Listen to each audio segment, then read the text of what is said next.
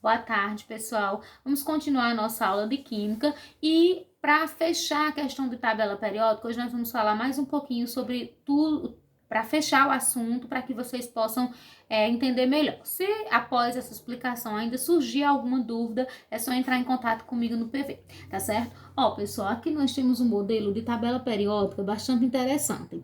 Ele é uma tabela periódica, eu creio que não tá dando para vocês ver tudo direitinho, mas não tem problema. Eu só quero que vocês entendam que ela é uma tabela periódica onde eu tenho os elementos químicos e tenho um desenho exemplificando onde ele é encontrado na natureza, tá certo? Agora, nós vamos para outro modelo de tabela periódica. Esse modelo aqui é o modelo de tabela periódica atualmente recomendado pela IUPAC, certo? Nesse modelo de tabela periódica, nós vamos ter os elementos dispostos em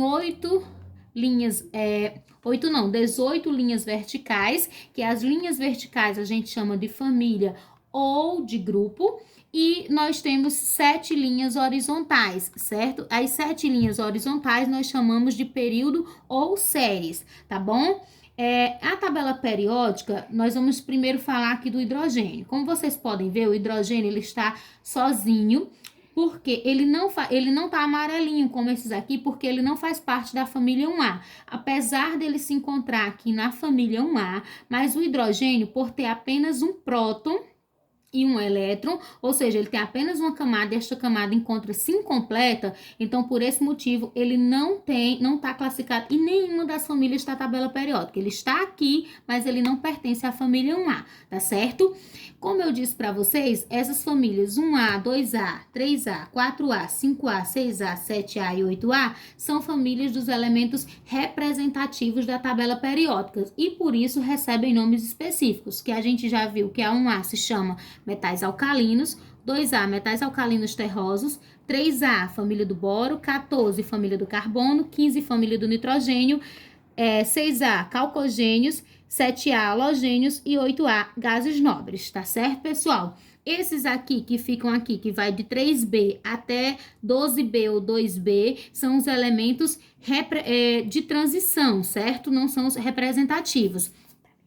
Aqui embaixo nós vamos ter os lantanídeos e actinídeos. Como eu expliquei para vocês, esses elementos ficam aqui porque eles foram descobertos posteriormente e se fosse colocar eles aqui, ia modificar toda a estrutura da tabela periódica, tá certo? Então, eles foram colocados aqui embaixo. Aí a gente tem a série dos lantanídeos e dos actinídeos. A tabela periódica também ela é dividida em metais, ametais e gases nobres. Esses aqui que estão de amarelinho, todos os amarelinhos, inclusive os daqui de baixo, são os metais. Esses azulzinhos aqui, ó, até aqui, são os ametais, que é a mesma coisa que não metal. E esses aqui são os gases nobres.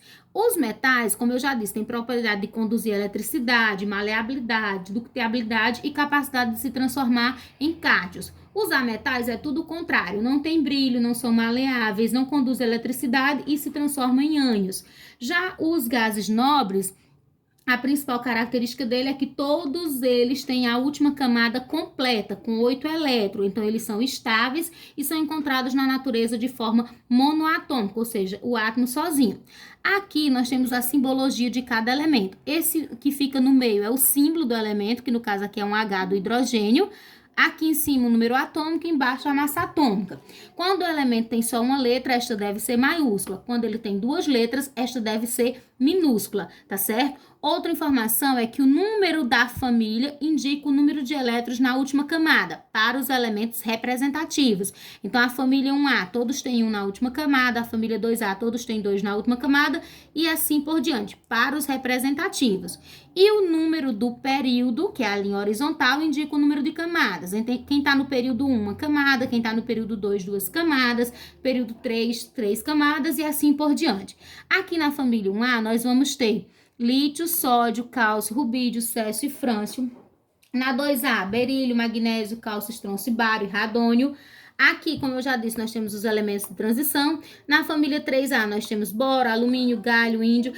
O nome é só vocês darem uma olhadinha, tá certo? Então, E aí era isso, as características dos metais eu já falei. Então a tabela periódica é assim dividida.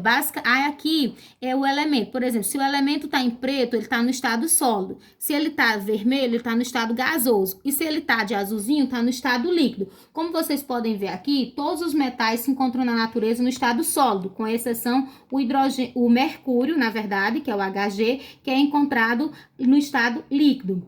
Aqui, os ametais, partes são encontrados no estado sólido e partes são encontrados como gases, certo? Todos os gases nobres, eles são encontrados na natureza na forma de gases, tá certo? Então, a tabela vai se dividir assim, com 18 famílias ou grupos, que são as linhas verticais, e 7 períodos ou séries, que são as linhas horizontais, tá certo? Então, pessoal, para encerrar, a atividade que eu vou passar para vocês é uma atividade bem simples. Eu vou colocar na sala de aula em PDF 10 perguntinhas.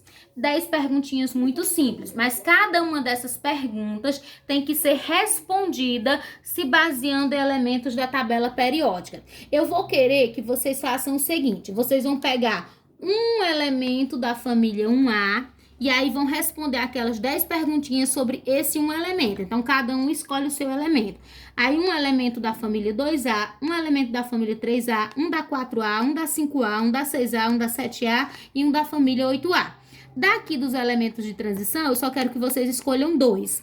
Então, no caso, vocês vão ter 8 elementos das famílias dos elementos representativos, de 1A até 8A, e 2 aqui dos elementos de transição. Então, como é que vocês fazem? Vocês vão pegar as 10 perguntinhas e sobre cada um dos elementos. Então, se você escolher o lítio, aí sobre o lítio você vai responder as 10 perguntinhas que tá lá. Aí vai fazer de novo com o próximo elemento da família 2A, da 3A e assim por diante, tá certo? São só 10 perguntinhas, elas são simples. As perguntas é qual o nome, qual o símbolo, qual o número de elétrons, coisas simples. Olhou na tabela, resolveu, tá bom? Então, essa atividade eu vou botar em PDF na sala de aula e vocês devem copiar ou imprimir se quiserem, mas dá para copiar. E para cada elemento você vai responder como eu expliquei. E se surgir alguma dúvida, é só chamar no PV e eu estou disponível de 1 até 5 para tirar dúvida, tá bom, pessoal? Tchau, um abraço.